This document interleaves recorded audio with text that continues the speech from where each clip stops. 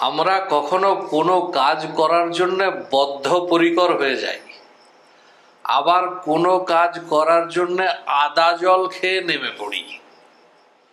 আবার প্রতিপক্ষ যদি কঠিন হয়, লড়াকু হয়, তাহলে মালকোচা মেরে প্রস্তুত হয়ে যায়।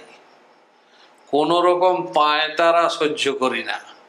তো এই বদ্ধপরিকর, আদা জল খেয়ে নেমে পড়া, মালকোচা এবং পায়তারা, এই শব্দগুলি আমরা হামেশা ব্যবহার করে থাকি, কিন্তু সত্যিকারের এই শব্দগুলির অর্থ কি আমরা জানি?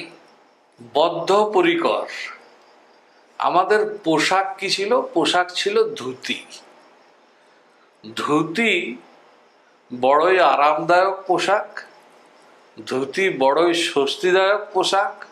ধুতি পরে যেমন বর বিয়ে করতে যায়, ধুতি পরে ঘোড়ায় চড়া যায়, ধুতি পরে যুদ্ধে যাওয়া যায়।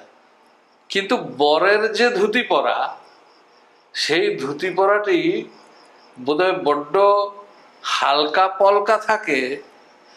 এই বুঝি খুলে গেল একটা ব্যাপার থাকে। কিন্তু যখন যুদ্ধযাত্রার ধুতি পরা, সেটি আলাদা। শিকার করার ধুতি পরা, সেটি অন্যরকম। সেই ধুতির ওপরে একটা বন্ধনী লাগানো হয়, একটা বন্ধন করা হয়, যাতে কোনো রকম এর নড়চড় না হয়।